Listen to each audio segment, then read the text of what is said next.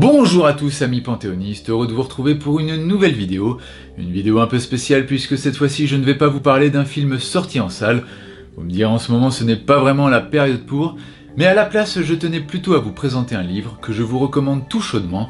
Il s'agit de Clouseau, l'œuvre fantôme par Claude Gauteur. Alors comme son nom l'indique, à une lettre près, Claude Gauteur est un auteur qui a déjà consacré plusieurs ouvrages au 7e art et qui en avait déjà écrit un sur Clouseau, que voici, qui s'intitule Clouseau critiqué, et qui est vraiment tout petit, hein, comme vous pouvez le constater. D'ailleurs, je crois que dans ces cas-là, nous pourrions plutôt parler d'un opuscule. Et ouais les amis, vous avez appris un mot aujourd'hui, opuscule. Essayez de le caser dans une conversation, celui-là, vous allez voir, ça fait toujours son petit effet. Et donc cet opuscule, comme je disais, en fait, revient sur toutes les critiques journalistiques qui sont sorties à l'époque où les films de Clouseau faisaient l'actualité en salle. Et ce qu'on apprend à travers cet ouvrage, c'est que déjà à l'époque, les critiques étaient particulièrement sévères. Il y a notamment un très célèbre journal qui existe toujours, qui s'appelle les Cahiers du cinéma, qui lui avait la dent particulièrement dure, hein, surtout par l'entremise d'un de leurs journalistes, un certain François T, pour ne pas le nommer, mais vous avez compris. Et donc quelques années plus tard, Claude Gauteur revient avec un second ouvrage consacré à Clouseau, dont je vais vous parler sans plus tarder. Mais d'abord, pourquoi je vous recommande ce livre? Bon, déjà en raison de sa taille, vous le voyez, c'est comme pour l'autre, il est pas très épais. Donc là, c'est un petit message que j'adresse aux feignants parmi nous, hein, ceux qui ont la flemme de lire par instant. Le livre fait moins de 100 pages, donc on va dire qu'en 2 heures de lecture, c'est plié. Mais quelle est la principale raison? J'ai envie de dire, les amis, tout est dans le titre. Clouseau, l'œuvre fantôme. C'est-à-dire que nous avons un livre qui parle du meilleur réalisateur français de tous les temps. Que dis-je? Du meilleur réalisateur français du monde! Ouais, je sais que ça se dit pas, mais bon, je vais le dire quand même. Oui, faites attention, je peux être un vrai dictateur si on parle mal de Clouseau. Et évidemment, un livre qui parle d'un de nos grands metteurs en scène ne peut que susciter de l'intérêt. Alors pour tous ceux qui ne connaîtraient pas le travail de Clouseau, j'ai envie de dire... honte sur vous, les gars. Mais... Comme je suis d'humeur très sympathique aujourd'hui, je vous invite à vous pencher sur sa filmographie, qui n'est quasiment composée que de chefs-d'œuvre. Vous pouvez commencer par son premier film, L'Assassin habite au 21, qui est une comédie policière absolument truculente, où l'on retrouve l'immense Pierre Freinet et surtout la délicieuse Suzy Delair, avec son accent parisien absolument inimitable. Vous pouvez ensuite enchaîner avec Le Corbeau, où là on change totalement de registre, on n'est plus du tout dans la joyeuseté ni dans la gaudriole. Le film ayant été tourné pendant la période d'occupation de la France par les Allemands, on est sur un film très poignant mais en même temps très dur. Et encore aujourd'hui, il existe de nombreux débats sur le message qu'a voulu faire passer Clouseau. Film collabo pour les uns, film résistant pour les autres. Bref, le doute subsiste encore, mais en tout cas, je ne peux que vous le conseiller. Vous pouvez passer ensuite à La Vérité, qui est un film de procès absolument bouleversant, qui a sans doute donné son meilleur rôle à notre Brigitte Bardot nationale, où elle y est absolument émouvante et surtout très touchante de vérité. Mais évidemment, quand on parle de Clouseau, impossible de ne pas évoquer son chef-d'œuvre absolu, Le Salaire de la peur, un film tellement épique, tellement dantesque, qu'on se demande encore si c'est bien le cinéma français qui l'a produit, a fortiori dans les années 50. Quand on le compare avec ce qui se fait aujourd'hui, on se dit... tristesse quand même. Bref, la carrière de Clouseau, ce ne sont que des pépites à se mettre sous la dent. Et même pour ces films qui sont considérés comme étant plus mineurs, là je pense principalement à un film qui s'appelle Les Espions, qui se voulait une comédie d'espionnage, mais qui, faut être honnête, ne marche pas à tous les coups.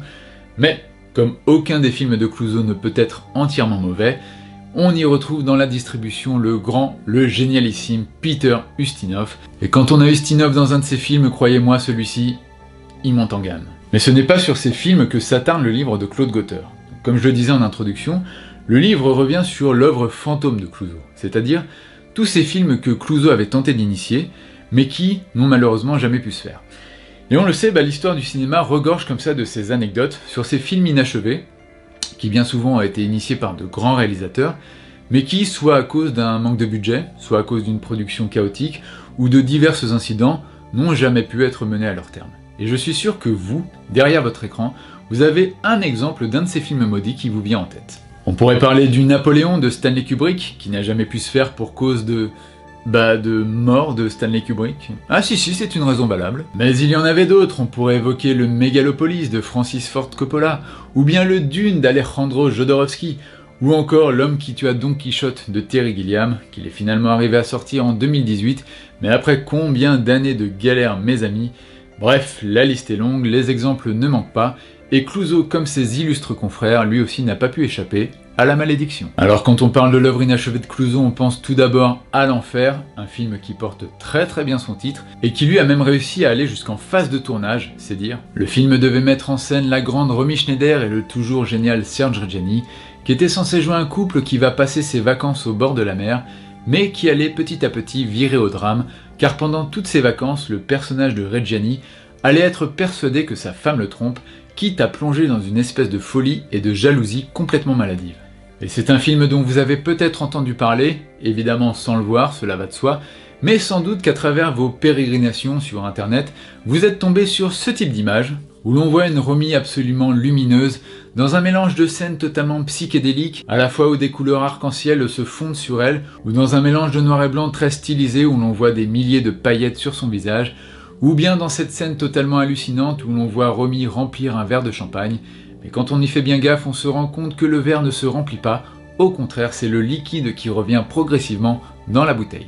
Et c'était justement toutes ces scènes qui étaient censées incarner la folie dans laquelle plongeait le personnage de Reggiani, et qui nous laisse beaucoup de regrets quant au film qu'on aurait pu avoir en salle, qui aurait été un mélange sans doute de drame intimiste, mais à la fois d'expériences sensorielles très fortes, et malheureusement à cause de la santé défaillante du réalisateur, à cause d'un budget qui commençait vraiment à exploser, les producteurs et les assurances ont préféré mettre un gros stop, en se disant « Mon Dieu, pourvu qu'on ne perde pas notre réalisateur s'il vous plaît », et le film ne se fera jamais, que de regrets. Mais si vous voulez en savoir plus sur le film, je vous conseille l'excellent documentaire de Serge Brombeg, intitulé L'Enfer d'Henri-Georges Clouzot, et qui revient plus en détail sur ce tournage on ne peut plus chaotique, c'est le moins que l'on puisse dire. Et d'ailleurs, le livre de Claude Gauter parle de l'enfer, il en consacre tout un chapitre.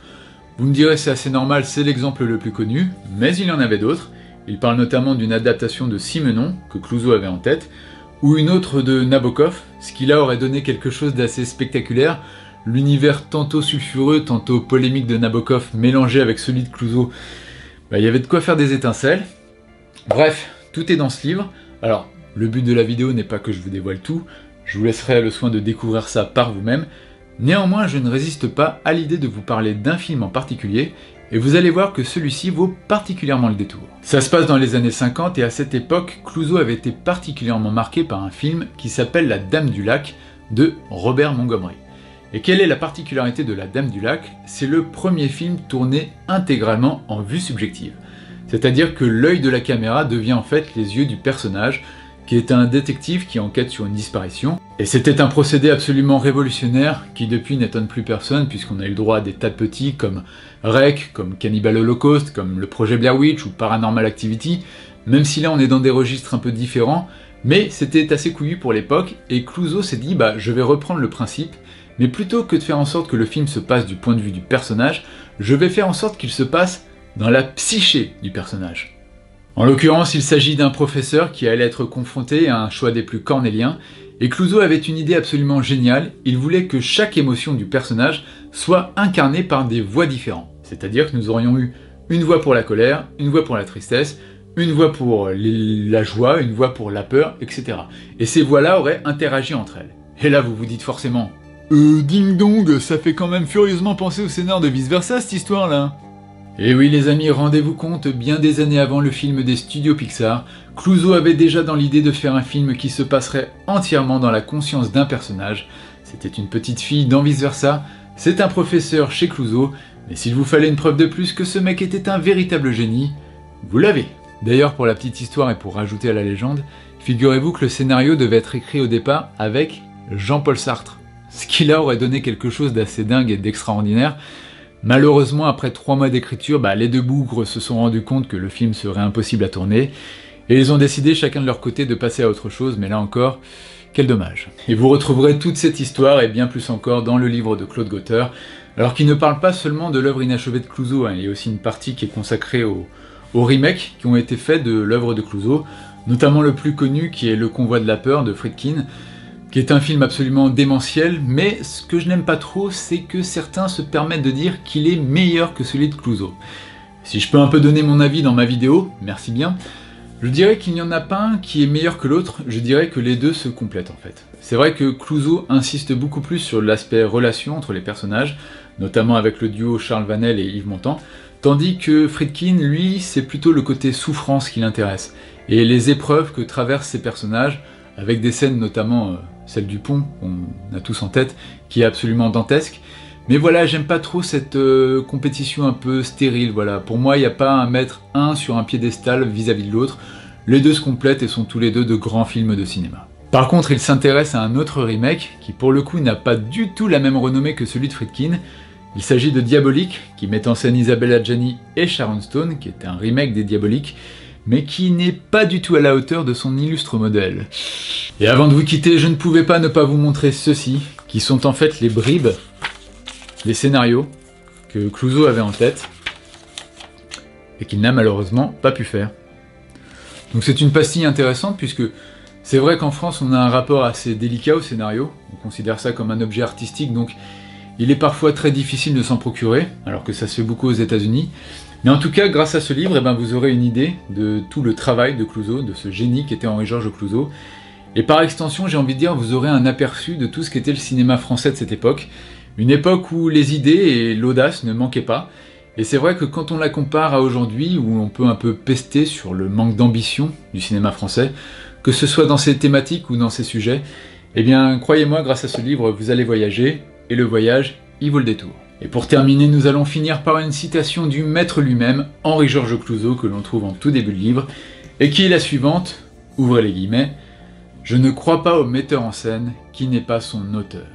La citation est importante puisqu'elle date de 1953, c'est-à-dire bien des années avant que la nouvelle vague n'arrive avec ses gros sabots et sa théorie des auteurs, rendant quelque peu caduque sa révolution, qui quelque part n'en était peut-être pas une, puisque tout moderne qu'il était, Clouzot pensait déjà qu'un réalisateur devait être à la base de son film, et ce de A jusqu'à Z. Et c'est ainsi que s'achève cette vidéo, chers amis, j'espère en tout cas qu'elle vous aura plu, et que vous vous précipiterez sur le livre de Claude Gauteur, que je vous recommande vraiment. En attendant, je vous envoie un salut amical, je vous dis à la prochaine vidéo, et n'oubliez pas, chers amis, que si l'émission est terminée, le cinéma ne s'arrête pas pour autant, alors profitez-en!